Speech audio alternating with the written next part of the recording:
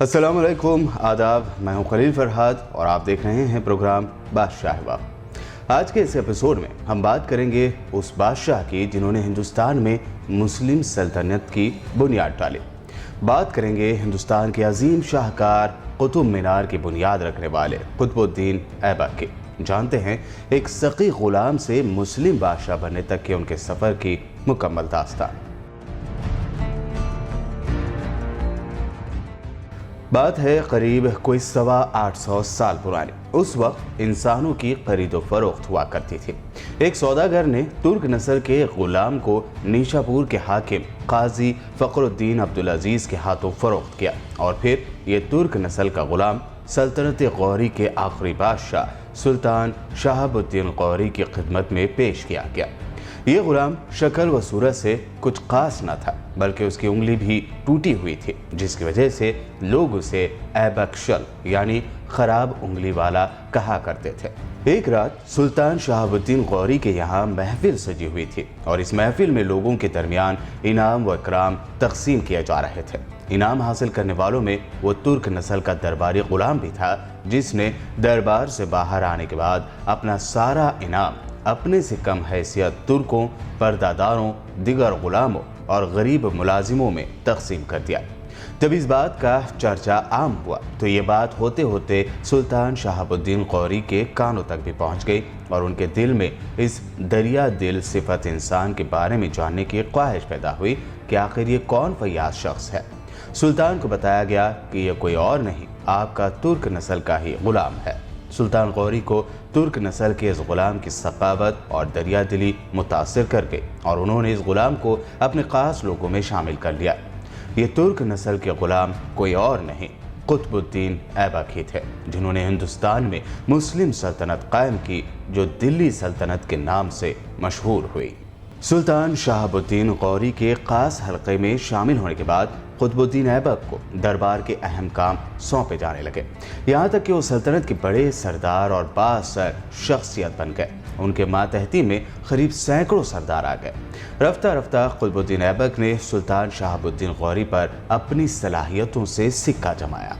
सन 1192 यानी 1192 में सुल्तान मोहम्मद शहाबुद्दीन गौरी ने दिल्ली और अजमेर फतह करके कुतुबुद्दीन को उनका गवर्नर मुकर्रर किया।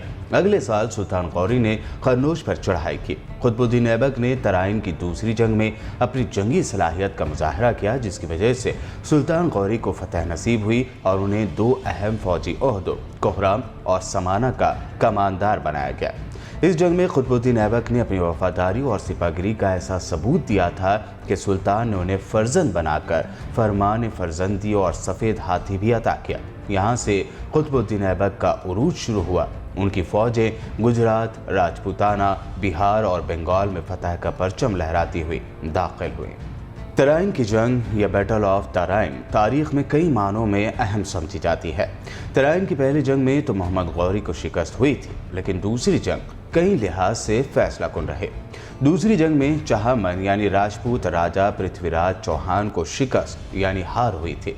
पहली हार के एक साल बाद गौरी अफगान, ताजक और तुर्कों पर मुबनी बड़ी फौज के साथ मुल्तान और लाहौर के रास्ते तराइन, जो आज दिल्ली से लगे हरियाणा के करनाल ज़िले में तरोरी का इलाका है, वहां पहुंचे, जहां पृथ्वीराज की लाखों की तादाद वाली घुड़सवारों और 3000 हाथियों पर मुश्तमिल फौज ने उनका रास्ता रोका और घमासान की जंग हुई। तराइन की दूसरी जंग जो 1192 में लड़ी गई, इस जंग में मोहम्मद गौरी ने ये हिकमत अमली अपनाई कि अपनी फ़ौज को 5 हिस्सों में तकसीम कर दिया और उन्हें मुख्तलिफ पोजीशंस पर तैनात कर दिया, जबकि 12,000 सिपाहियों पर मुश्तमिल फ़ौज को जंग में उतारा, जिसने प्लानिंग के तहत पसपाई इख्तियार की यानी पीछे हटना शुरू किया। पृथ्वीराज की फ़ौज ने यह समझा कि उन्हें फतह मिल गई है और वो गौरी की फ़ौज के पीछे उनको पूरी तरह से ख़त्म करने के लिए चल पड़े। लेकिन फिर 4 जगह से मुख्तलिफ सिपाहसालारों की क़यादत में तैनात फ़ौज ने पृथ्वीराज की फ़ौज को चारों तरफ से घेर लिया और वहीं पीछे हटने वाले दस्ते ने भी वापस मुड़कर लड़ाई शुरू की।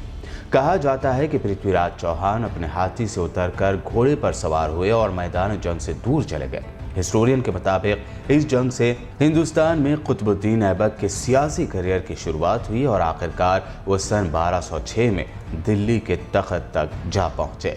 सुल्तान मोहम्मद गौरी के 15 मार्च सन 1206 में दरियाए जहलम के करीब अचानक कातिलाना हमले में इंतकाल कर जाने के बाद ये मालूम पड़ा कि उन्होंने अपनी ज़िंदगी में अपनी सल्तनत का किसी को जानशीन मुकर्रर ही नहीं किया था। इस वजह से उनके अहम सिपा सालार जहाँ जिस आला ओहदे पर फायज थे वो वहाँ के हाकिम बन बैठे, लेकिन ऐबक अपनी फरासत और सियासी हिकमत अमली को इस्तेमाल करते हुए असल जानशीन का ओहदा हासिल करने में कामयाब हो गए।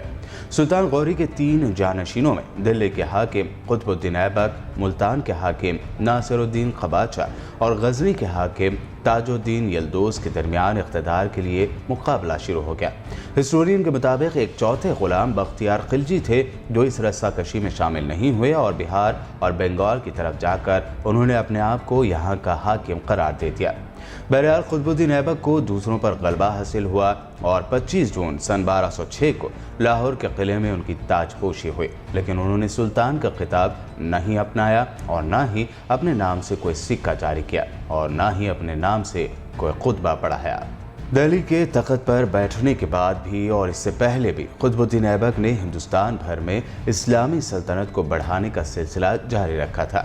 धीरे धीरे हिंदुस्तान की कई रियासतों पर उन्होंने इस्लामी परचम लहराया। कुतुबुद्दीन ऐबक ने मोहम्मद गौरी के दौर में सन 1193 में अजमेर और इसके बाद 4 हिंदू रियासतों सरस्वती, समाना, कहराम और हांसी को फतह किया और फिर कन्नौज के राजा जयचंद को चंदवार की जंग में हराकर दिल्ली को हासिल किया। 1 साल के अंदर ही महमूद गौरी का तसल्लुत राजस्थान से लेकर गंगा जमुना के 2 आबे के इलाकों तक था।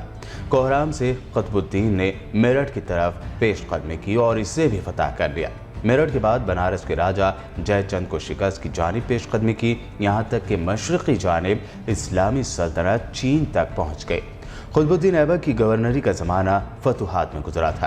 तख्त पर बैठकर उन्होंने उमूर सल्तनत पर तवज्जो दी। उनकी ज़िंदगी का बेशतर वक्त नई इस्लामी सल्तनत में अमन व अमान कायम रखने में गुजरा।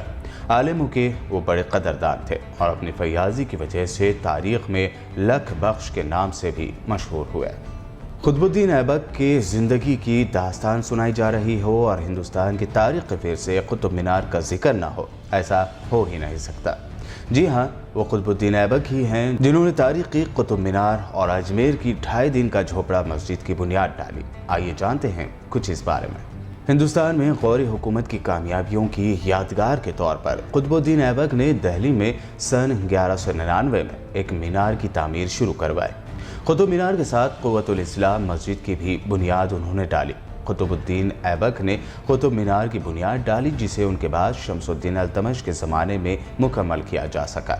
ये ईंट से तामीर दुनिया का सबसे बुलंद मीनार है जिसकी 5 मंजिलें हैं और उन पर कुरानी आयात कुंदा है, यानी नक्श किए गए हैं। इसके साथ ही ऐबक ने क़ुव्वतुल इस्लाम मस्जिद की बुनियाद डाली जिसकी बाक़ियात आज भी कुतुब मीनार के साथ देखे जा सकते हैं। ये एक जामे मस्जिद थी जिसे क़ुव्वतुल इस्लाम यानी इस्लाम की पनाहगाह या इस्लाम का गुंबद का नाम दिया गया था, लेकिन सर सैयद अहमद ख़ान ने अपनी तसनीफ़ आसारुल असनादीद में इसे क़ुव्वतुल इस्लाम मस्जिद का नाम दिया है। हिस्टोरियन के मुताबिक जब मंगोलों ने इस्लामी दुनिया में कत्ल व गारतगिरी मचा दी थी तो हिंदुस्तान की मुस्लिम हुकूमत इससे महफूज थी और दुनिया भर के साहिब इल्म और साहिब हुनर इधर का रुख कर रहे थे और यही वजह है कि इस्लाम की पनाहगाह भी इसे कहा गया। बहरहाल इस मस्जिद में हिंद इस्लामी तर्ज तामीर नुमायाँ है और इसे हिंदुस्तान के कारीगरों ने बनाया जो कि अरबी रस्मुल ख़त से नावाकिफ़ थे, लेकिन पत्थरों पर नक्श करने के माहिर कारीगर थे। इस मस्जिद की तामीर भी कुतुबुद्दीन ऐबक ने शुरू की, लेकिन ये मुकम्मल हुई शमसुद्दीन अल्तमश के दौर में। कुतुबुद्दीन ऐबक ने हिंदुस्तानी रियासत अजमेर की फतह के बाद एक मस्जिद की तामीर करवाई जिसे 2.5 दिन का झोंपड़ा कहा जाता है। ये नॉर्थ इंडिया में बनने वाली पहली मस्जिद कहलाती है जो आज तक मौजूद है। दरअसल इसे जल्दी 2.5 दिन में खड़ा किया गया था, लेकिन फिर इस पर मौजूदा अफगानिस्तान के हरात से ताल्लुक़ रखने वाले मेमार अबू बकर ने मस्जिद का नक्शा या डिज़ाइन तैयार किया और यह मस्जिद सन 1199 में बनकर तैयार हुई, जिसे हिंदुस्तानी और इस्लामी तर्ज तामीर का पहला शाहकार कहा जाता है। कुतुबुद्दीन ऐबक के दौर में जो आज हम अमीरों का खेल जिसे कहते हैं, जी हाँ, पोलो, ये खेल बहुत खेला जाया करता था और इसी खेल ने कुतुबुद्दीन ऐबक की जान ले ली। सन 1208 या 9 में सुल्तान बनने के बाद कुतुबुद्दीन ऐबक का ज़्यादातर वक्त लाहौर में गुजरा और मौसम बरसात के बाद गुलाबी जाड़े की शुरुआत के वक्त नवंबर में एक रोज़ वो अपने साथी जंगजुओं और सिपहसालारों के साथ चौगान यानी पोलो खेल रहे थे कि घोड़ों की ज़ीन टूट गई और वह ज़मीन पर आ गिरे। कई हिस्टोरियन ने कुतुबुद्दीन ऐबक की मौत के ताल्लुक़ से यही लिखा है। कुतुबुद्दीन ऐबक को लाहौर में ही दफन कर दिया गया और ज़माने के साथ आज भी उनका मज़ार लाहौर में मौजूद है, जहां हर साल उर्स भी होता है। करीब करीब हर हिस्टोरियन ने कुतुबुद्दीन ऐबक की दरिया दिली, फयाजी और गरीब और मुस्तहिक़ीन में उनकी मदद और सखावत के बारे में तस्लीम किया है। अपनी सखावत की वजह से ही वो लाख बख्श यानी लाख देने वाले के नाम से मशहूर थे। उनकी फयाजी की कहानियाँ 17वीं सदी के आखिर में दक्कन में आम गर्दिश में थी, जब मारूफ सयाह यानी टूरिस्ट फरिश्ता बताते हैं कि फराग दिली के हामिल लोगों को उस वक्त के ऐबक के नाम से जाना जाता था। कहा जाता है कि दिल्ली में कोई भी ऐसा नहीं था जो उनके फयाजी से महरूम रहा हो। उनके बारे में कहा जाता है कि वो हाफिज़ कुरान थे और इतनी अच्छी लहन में कुरान की तिलावत करते थे कि उन्हें कुरान ख्वां भी कहा गया।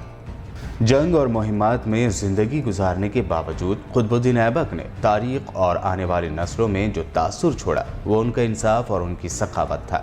उम्मीद करते हैं कुतुबुद्दीन ऐबक को लेकर बादशाह वक्त का ये एपिसोड आपको ज़रूर पसंद आया होगा। हमारे चैनल को सब्सक्राइब करने और इस वीडियो को शेयर करने की आप तमाम से गुजारिश। मिलते हैं अगले एपिसोड में, तब तक के लिए आपके होस्ट खलील फरहाद को दीजिए इजाज़त। देखते रहिए BBN चैनल।